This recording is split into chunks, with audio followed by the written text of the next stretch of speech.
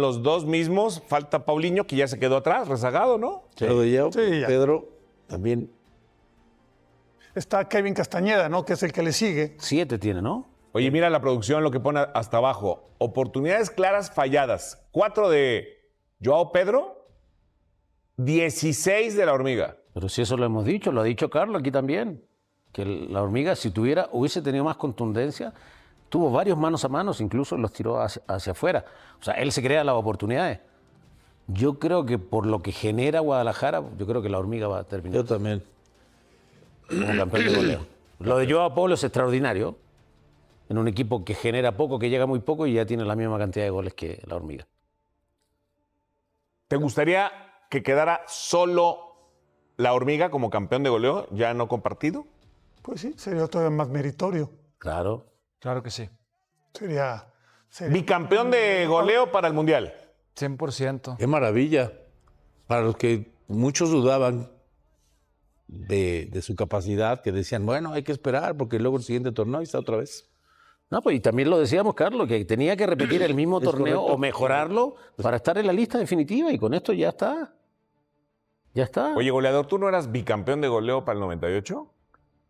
¿Para Francia? Tricampeón ya eras. Sí. Y lo viste por la tele. ¿Me tocó? Fuera. No, porque te iba a preguntar, pues, no es común que la selección tenga un bicampeón de goleo. Sí, ¿no? Y menos ahora, ¿eh? Todavía en los 90 había más goleadores mexicanos. Ah, pero acuérdate, Ahora ya es un garbanzo de Ahora es libra. más fácil. ese proceso del 98, Carlos ahora- casi estuvo completo y se cambió al último. Pero el es- técnico que llegó cambió a muchos jugadores. No, porque manejaban la selección otro y el técnico que llegó. Hoy no. Hoy no. No, pero yo me refiero de los goleadores. O sea, Por eso, eso. por eso te La estoy Hormiga es el hablando. único. Yo tenía que haber ido. Nosotros iniciamos con Bora 29, pasamos y nos eliminaron. Quedamos 2 partidos antes calificados. Claro, estaban clasificados. Quitaron a Bora y pusieron a Manolo Lapuente, que lo manejaba otro que también ya está en el cielo y que en paz descansen los dos. Y ellos decidieron y movieron, hicieron lo que quisieron con la selección, que hizo un buen papel, ¿eh? También hay que reconocerlo. Y el que fue el de centro delantero lo hizo muy bien. Que fue Luis Ricardo Hernández. Peláez. Y Ricardo 4 Peláez. goles. Y Ricardo Peláez. 2 goles también. Pausa y regresamos. Favoritos tanto América como Cruz Azul para avanzar en CONCACAF. Y ahora que el Guadalajara ha caído 4-1 contra Tigres, ¿qué tanto le pueden costar los errores defensivos al rebaño sagrado pensando en la oportunidad de ser campeón en el fútbol mexicano todavía como líder general de la competencia? Yo creo que no tiene ninguna posibilidad de ser campeón. Se va a llevar ninguna posibilidad de ser campeón. ¿Cero? 0% de posibilidad de ser campeón. Pero qué? se va a llevar un gran aplauso y un gran trofeo. ¿Qué le van a dar por quedar número 1 de la tabla general? Ojalá les den algo. Porque sí, exactamente. Sí. Hay que inventarnos un trofeo para que se los podamos dar al Guadalajara. Yo la verdad no creo que este Guadalajara, porque se ha visto en los partidos importantes, cometen este tipo de errores, cometen penales, cometen ciertas indisciplinas futbolísticas que les cuesta, y eso que son los mejores, es el 11 ideal, es el top de jugadores y no está funcionando. Entonces, Pulpo, cuando tiene 0 posibilidad de ser campeón, ¿para qué juegan el resto del torneo si ya no puede Pues ser sí. campeón en segunda división? Pues sí, ¿no? Pues ya nos salimos o qué, Eddie. No, porque entretienen, es el segundo equipo más importante pues de la México y realidad es, entretienen, bueno, está bien. Independientemente de la manera que haya sido, es el superlíder, ¿eh?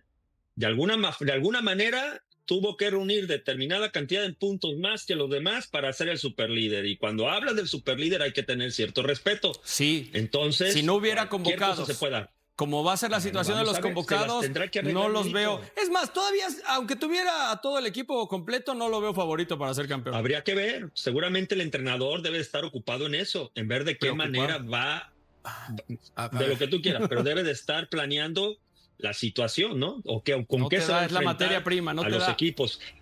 Que no llega tampoco también el América, que Cruz Azul anda dando tumbos, el que levantó la mano recientemente fue Tigres. Sí, no, por un partido, pero eso Pumas, que que dices parece del ser América que me encantaría. entonces- Ya lo platicamos, entonces que están quede dando 1-8 y el América, elimina fácil a tu Guadalajara en este momento. Fácil. Sin Vamos a ver. convocados, sin convocados. Es que esos son los tipos Vamos de a ver. comentarios donde yo pierdo un poco el contexto de las cosas. Aquí, Ve. a ver, tácticamente, Lord, ¿a quién le achacas este error? ¿Al guardameta o a Romo? No, a Romo totalmente. Yo creo que Romo es el que se equivoca. Le deja el pase espera corto muy también, paciente el balón. No, para mí no es error del Tala Rangel. Y creo que hay muchos errores. El Pulpo no me dejará mentir, el esportero. Hay muchos errores que se lo han achacado al Tala Rangel. Sí. Aquí me parece que es totalmente de Romo. Es que espera al la final pelota. está mal. Sí, pero pase está mal retrasado. perfilado para... O sea, también No, pero tiene está culpa el Tala. El pase está siendo retrasado. No, para nada. No, está mal perfilado Romo al momento de recibir. También. Le come el mandado Correa. Para mí no tiene ninguna responsabilidad Rangel. Y aquí una vez más en salida, lo pierden, ve el minuto, vámonos. Esto les pasó en todos los otros partidos. Correa, que es un futbolista de estatura baja, te remata dentro del área con la cabeza y con esto arrancando el segundo tiempo, Vero, puso en ventaja todavía más poderosa al equipo de Tigres. A ver, yo no sé qué les dijo Milito en el medio tiempo, porque si ya Tigres arrancó con gol en el primer tiempo y está llevando la ventaja, entonces, ¿qué es lo que deberías de hacer arrancando el segundo tiempo? Pues ahora tú debes de empezar a poner el ejemplo, dominar y atacar. ¿Y qué fue lo que pasó? Que en tan menos de un minuto entra el gol de Correa, y eso es algo pésimo. A mí me parece que, aparte de los errores de Chivas, que para mí lo peor de todo es que los errores fueron de jugadores experimentados, como Romo, que ya lo dijimos, como Oso González, también se topa con un Tigres que finalmente despertó. Ya sabemos que despierta en casa, pero no sabíamos, y es la realidad, qué tanto Aguirre iba a meter gol en la liga, no venía de meter goles, qué tanto Correa y Brunete iban a andar más finos que nunca. También se toparon con una fiera que finalmente rugió. Ahí viene un error grave por parte del Tala y del Oso González al momento del toque. Lo agarra mal posicionado, pierde la pelota y el gol en el clásico tapatío para poner en ventaja a los rojinegros. Lo que es un hecho es que el Guadalajara en los últimos 2 compromisos, Lord, se ha comido 6 goles. Y sí llama la atención que cuando estás peleando por el título en la primera posición, haciendo un gran trabajo, te comas 6. Es mucho para pensar, es una defensiva, ¿eh? Mucho. Sí, no, y algo que, mira, en cuanto a la estadística te ha mostrado es que Chivas es un equipo que le llegan poco, pero cuando le llegan le suelen anotar. Y te topas con este tipo de circunstancias que son errores puntuales, no es tanto del equipo como tal, pues que el rival aprovecha, ¿no? Y no puedes tener estos errores si quieres aspirar para el campeonato. Mira, yo desde un principio ponía a Chivas que no iba a ser candidato al título por el tema de los seleccionados. Y creo que cada vez van a ser más jugadores seleccionados del Guadalajara, lo cual es una gran noticia por lo que está haciendo Chivas con proyecto, pero es una mala noticia para Milito, porque evidentemente de nada va a servir quedar en superlíder, porque si no vas a tener a tu pilar, porque cierras contra Puebla, cierras contra Xolos, olvidé uno de los equipos, pero aquí aspiras a tener la mayor cantidad de puntos. ¿Te va a alcanzar? Pues por lo menos vas a cerrar en casa. Yo creo que para el título la tiene muy complicada. Además de Necaxa, que es el último rival que les falta. Necaxa, sí. Correcto, y eso sí lo han venido demostrando tristemente, porque nos encanta el trabajo que ha hecho Milito, pero Chivas sí, el patrón está bien marcado, que no han podido contra los rivales fuertes o de mucho más calidad. Sí pueden golear y dominar a los de noveno para abajo, pero yo creo que puede alcanzar a lo mejor para una final. Fíjate, para una final, why not? Si quieres soñar con lo más bonito que ha venido haciendo Chivas, pero fuera de ahí yo creo que no le alcanza para más. Es el momento de Chivas, han hecho la tarea, esa es la realidad, han demostrado buenas cosas, pero sí les va a faltar para un título. Para ti es más favorito América que Chivas. Si se enfrenta a... Sí, claro, a este Guadalajara, claro que sí. Chivas se va a ir en cuartos de final. Eso Bueno, lo pero tengo si claro. América nos hicieron daño. ¿Mande? Tigres no pudo con Puma. ¿Alguien puede explicarle a David Faitelson que salir a decir que Patricio Salas le volea los zapatos a Armando González en la misma semana donde la Hormiga tiene 24 goles en la temporada, está a 3 de romper un récord histórico que lleva 45 años intacto, vale 15 millones de euros en el mercado internacional y tiene a medio continente europeo mirándolo con los ojos bien abiertos, mientras Patricio Salas cotiza en 50,000 euros según Transfermarkt? Es exactamente el tipo de comparación que uno esperaría de alguien que revisó las estadísticas al revés y confundió el documento con el de otra liga completamente diferente, porque miren, el chiverío lleva semanas aguantando las críticas de Faitelson con la paciencia de quien sabe que los números siempre terminan respondiendo por sí solos, sin necesidad de discurso adicional. Pero esta comparación en particular tiene una dimensión de injusticia tan grande que ni siquiera el americanismo más ferviente puede defenderla con cara seria, sin que algo por dentro le diga que el periodista se equivocó de conversación. Y mientras esa polémica encendía las redes sociales del fútbol mexicano con una velocidad que ningún partido de la jornada pudo igualar,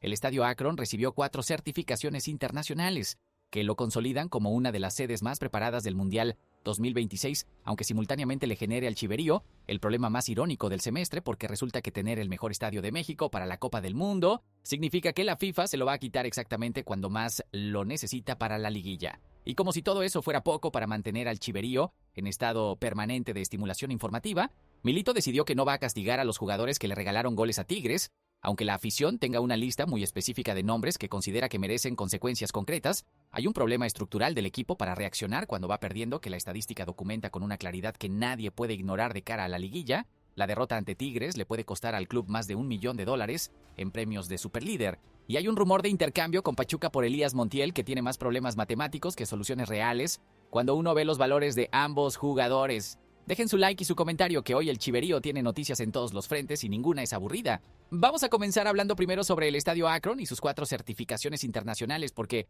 hay que reconocer este logro con toda la justicia que merece antes de hablar del problema que simultáneamente genera. Y el logro es enorme porque el inmueble rojiblanco recibió reconocimientos en gestión ambiental con prácticas sostenibles dentro del recinto, mejora continua y eficiencia en procesos internos, organización responsable de eventos y prevención de riesgos laborales con entornos seguros. 4 certificaciones que en conjunto confirman que el Estadio Akron no solo es visualmente uno de los más atractivos del continente, sino que opera con los estándares internacionales que la FIFA exige para una sede mundialista y que muchos otros estadios del torneo todavía están corriendo para alcanzar, con el reloj marcando cada semana que pasa. Como chiverío, uno tiene que celebrar esto con genuino orgullo, porque tener el estadio mejor certificado de México para el torneo más importante del mundo es exactamente el tipo de reconocimiento que refleja años de trabajo institucional que van mucho más allá del resultado del último partido y que posiciona al Guadalajara y al estado de Jalisco en un lugar de privilegio dentro del mapa del fútbol internacional que durará mucho más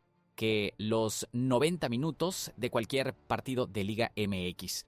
Pero aquí viene la ironía que el universo le preparó al chiverío con un sentido del humor que francamente uno no puede evitar reconocer aunque duela, porque tener el mejor estadio de México para el Mundial significa que la FIFA va a tomar posesión del Akron con suficiente anticipación antes del inicio del torneo, y eso obliga a Chivas a disputar las fases finales de la liguilla en el Estadio Jalisco, porque el equipo únicamente podría jugar los cuartos de final en casa, dependiendo de si las fechas se ajustan a las disposiciones del organismo internacional, lo cual, en términos prácticos, significa que el chiverío podría tener que afrontar una semifinal o una final en un estadio diferente al que ha sido su fortaleza durante todo el torneo.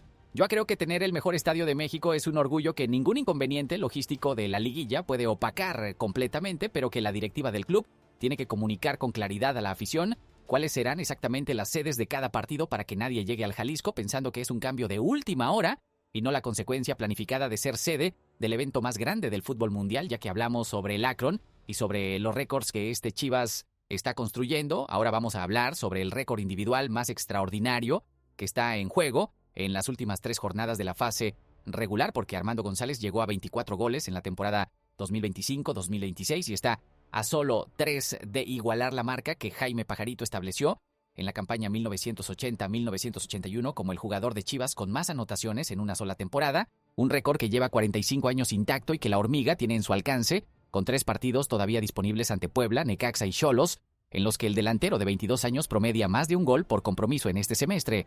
La dimensión histórica de lo que González estaba a punto de conseguir merece que el chiverío se detenga un momento en medio de todas las conversaciones sobre la goleada ante Tigres y la tabla anual y los problemas de reacción cuando va perdiendo, para reconocer que está viendo en tiempo real a un delantero que en una sola temporada está redefiniendo los límites de lo que un ariete del rebaño puede producir en un torneo mexicano moderno. Jaime Pajarito, el dueño actual del récord, no se quedó callado y le dio un consejo que el chiverío recibió con atención porque viene de alguien que sabe exactamente lo que significa cargar ese tipo de expectativas goleadoras semana a semana, diciéndole a González que de 4 tiene que meter 3 para ser sobresaliente porque el margen de error en el ser humano es del 30%, un consejo que suena exigente pero que Pajarito equilibró, reconociendo que la Hormiga es un futbolista sano con mucho potencial para brillar en su carrera. La cláusula de rescisión de $18 millones para cualquier club que no sea europeo hace prácticamente imposible que otro equipo de la Liga MX pueda contratar a González, lo cual significa que si la Hormiga sale de Guadalajara, su destino más probable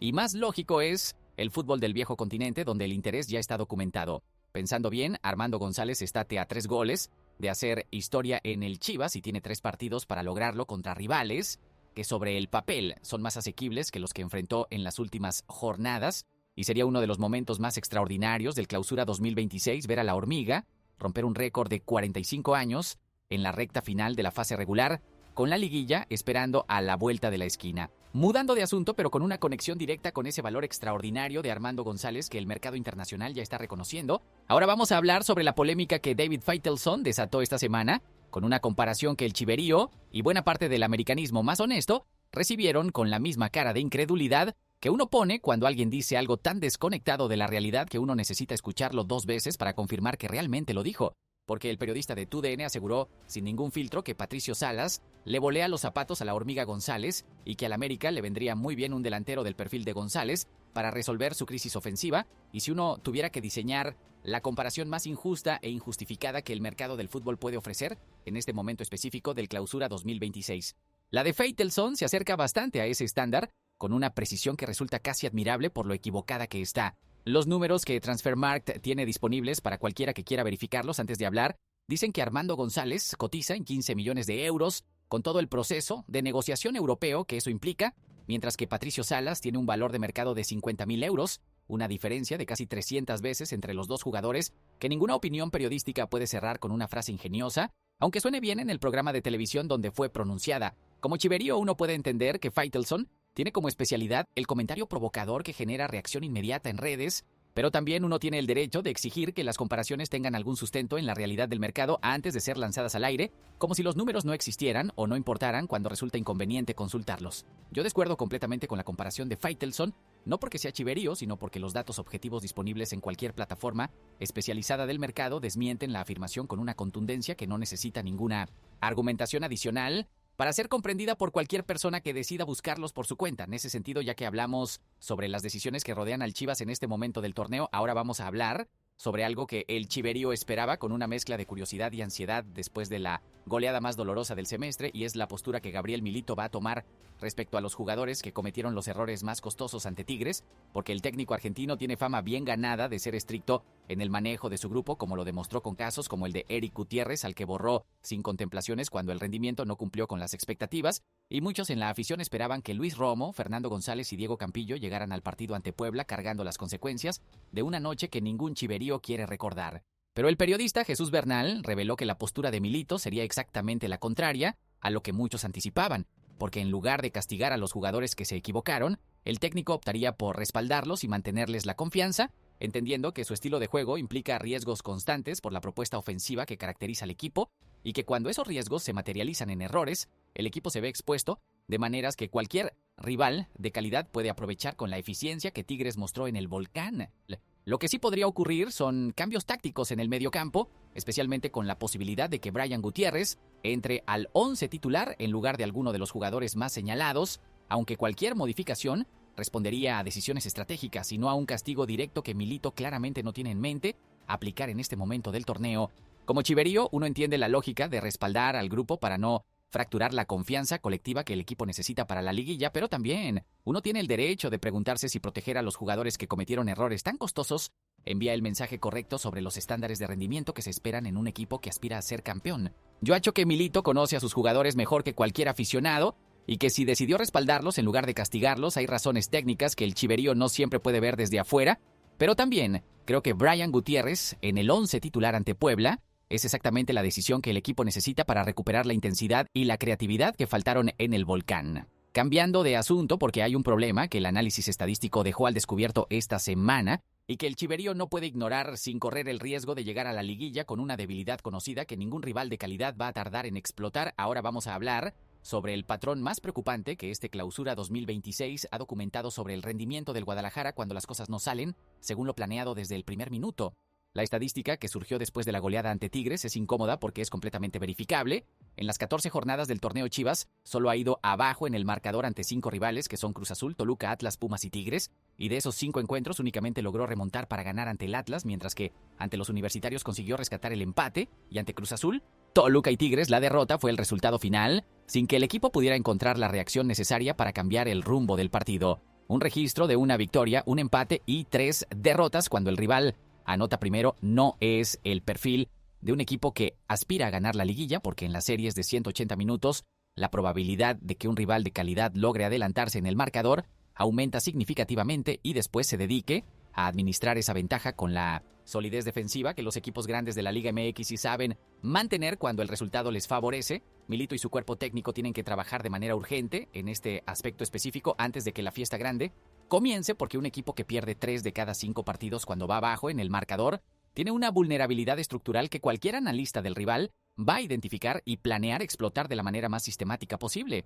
Pensando bien, la buena noticia es que Chivas ha ido perdiendo muy pocas veces en este torneo, gracias a la solidez que ha mostrado cuando las cosas funcionan según el plan del técnico, pero la mala noticia es que cuando el plan falla, el equipo todavía no ha encontrado los mecanismos necesarios para rectificar el rumbo antes de que el partido se escape definitivamente de sus manos. Ainda sobre esa conversación sobre el costo económico y deportivo que este semestre le está generando al Chiverío, precisamente necesitamos hablar sobre algo que pocos aficionados estaban calculando mientras analizaban el marcador del 4-1 ante Tigres, porque la derrota en el Volcán no solo golpeó al equipo en lo anímico y en la tabla de posiciones, sino que podría costarle al club más de $1 millón en términos económicos concretos y medibles. La Liga MX otorga un premio de $1 millón al equipo que finaliza como líder de la tabla general de la temporada, una cifra que al tipo de cambio actual equivale a más de 17 millones de pesos mexicanos, y la derrota ante Tigres alejó al Guadalajara de ese objetivo de manera significativa, porque actualmente el equipo se ubica tercero en esa tabla, a 3 puntos de Cruz Azul y a 4 del Toluca, con únicamente 9 unidades disponibles en las 3 jornadas que restan de la fase regular. El dato más doloroso de este análisis es que tanto Cruz Azul como Toluca empataron sus respectivos partidos en esa misma jornada, lo cual significa que si el Chivas hubiera ganado en el Volcán, en lugar de recibir 4 goles, habría empatado en puntos con la máquina y superado su diferencia de goles, además de colocarse a solo una unidad del liderato, transformando completamente el panorama de la tabla general con el cierre del torneo todavía por delante. Ahora el rebaño necesitaría prácticamente ganar sus 3 partidos y que tanto Cruz Azul como Toluca fallen en el cierre. Un escenario que sobre el papel es posible, pero que la realidad del calendario hace difícil de calcular con optimismo razonable.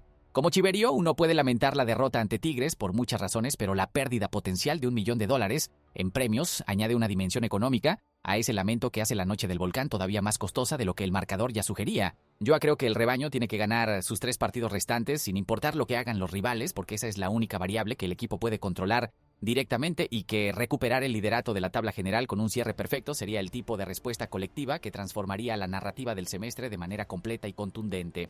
Ya que hablamos sobre los movimientos económicos y deportivos que rodean al chiverío en este cierre de temporada, ahora vamos a hablar sobre el rumor de mercado que surgió esta semana y que tiene al chiverío debatiendo sobre la viabilidad real de una operación que sobre el papel tiene más complicaciones matemáticas que soluciones concretas, porque según información revelada por Jesús Hernández en su canal de YouTube y posteriormente confirmada por El Futbolero, Javier Mier estaría interesado en fichar para el Apertura 2026 al mediocampista Elías Montiel del Pachuca, y la fórmula que el Guadalajara buscaría para concretar esa llegada sería un intercambio donde Yael Padilla iría en dirección contraria hacia los Tuzos. La relación entre Chivas y Pachuca ha sido históricamente fructífera, con movimientos como la llegada de Brian González, que resultó ser uno de los mejores fichajes del chiverío en años recientes, pero en este caso específico los números complican enormemente cualquier negociación directa, porque Elías Montiel tiene un valor de mercado de $20 millones según información de Gol, mientras que Yael Padilla cotiza en aproximadamente $4 millones